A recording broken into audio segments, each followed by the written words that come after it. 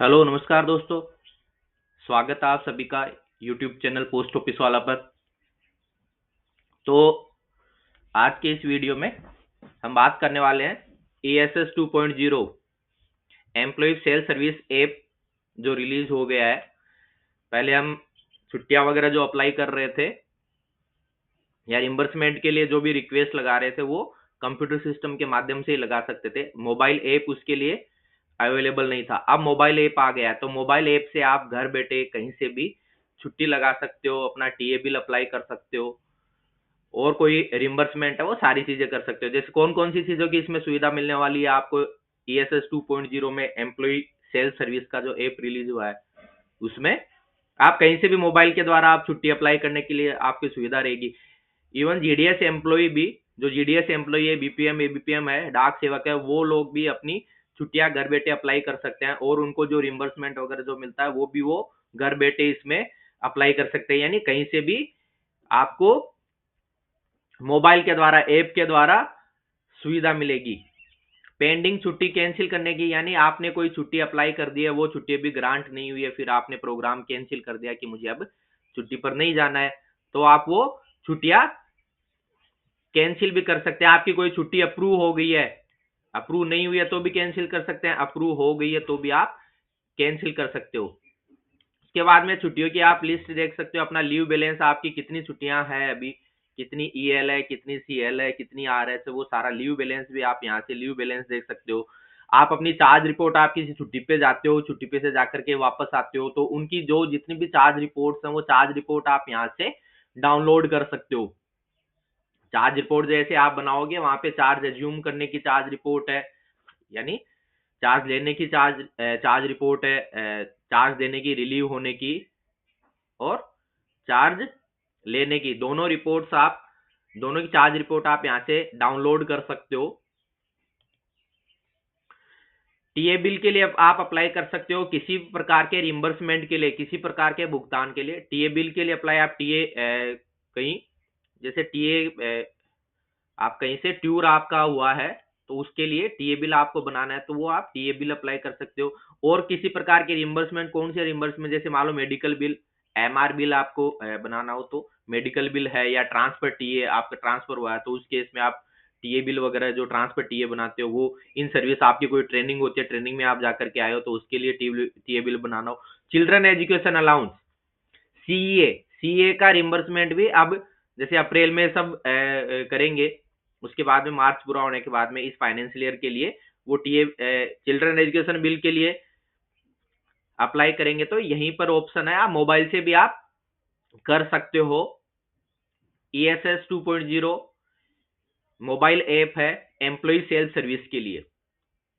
जो अपने computer system में भी ऑप्शन रहता है, लेकिन इसका अब ऐप भी आ गया तो ऐप के थ्रू भी आप अप्लाई कर सकते हो सीए का। ऑपरेशनल ट्रेनिंग रिम्बर्समेंट, या आपकी ट्रेनिंग हुई है, ऑपरेशन कोई ट्रेनिंग हुई है तो उसका रिम्बर्समेंट करना हो, या training program, group A B officers के लिए जो ट्रेनिंग प्रोग्राम्स होते हैं उनमें वो ट्रेनिंग जब ज्वाइन करके वापस आते हैं ट्रेनिंग लेकर के, तो उनके द्वारा भी जो बिल है उसके रिम्बर्समेंट के लिए वो रिक्वेस्ट कर सकते हैं। और ये जितने भी ये जैसे इनका है जो रिम्बर्समेंट, जो ट्रेनिंग वगैरह है, मेडिकल है, तो इनके लिए एडवांस वगैरह है उसके लिए भी अप्लाई इसी ऐप के थ्रू एडवांस के लिए भी अप्लाई किया जा सकता है। और जिनको जीपीएफ मिलता है, जो ओपीएस में जिनको ओपीएस मिलेगी, ओल्ड पेंशन स्कीम वाले जो हैं लोग, उनका जीपीएफ में जो पैसा जमा होता है तो जीपीएफ विड्रॉल करने के लिए भी उनको डायरेक्टली वो जीपीएफ विड्रॉल की रिक्वेस्ट भी अपने मोबाइल ऐप के द्वारा ESS 2.0 के द्वारा जीपीएफ विड्रॉल के लिए भी रिक्वेस्ट लगाई जा सकती है। यहीं पे आप पे रिक्वेस्ट, इन सब जो बिल्स ये जो बताए मेडिकल बिल, इनके लिए पेमेंट के लिए भी आप रिक्वेस्ट लगा सकते हैं। आपको सैलरी स्लिप अपनी देखनी हो, कोई भी एम्प्लॉय हो, whether GDS employee, BPM ABPM कोई भी हो, पीए,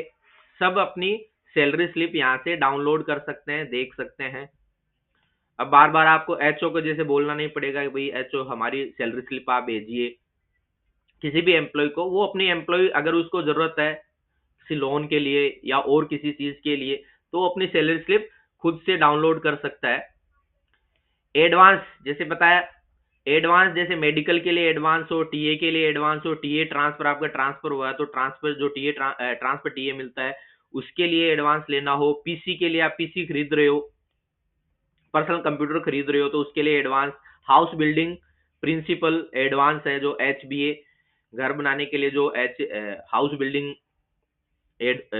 जो अलाउंस जो मिलता है, HBA मिल जो मिलता है, उसके लिए उसका प्रिंसिपल एज ए एडवांस आप यहीं से अप्लाई, इसी ऐप के थ्रू भी आप अप्लाई कर सकते हो। ट्रेनिंग एडवांस, आप ट्रेनिंग में जा रहे हो तो उसके लिए आपको एडवांस लेना है, टीए एडवांस जो लेना है वो आप यहीं से अप्लाई कर सकते हो। एडवांस का ऐप में ऑप्शन है। एलटीसी पर जाने के बाद में आपको ईएल एनकेसमेंट वगैरह के लिए, जैसे आप होम टाउन एलटीसी जाते हो या ऑल इंडिया एलटीसी जाते हो, तो उसके लिए आप ईएल एनकेसमेंट के लिए रिक्वेस्ट भी यहीं से ESS 2.0 मोबाइल ऐप के द्वारा लगा सकते हो।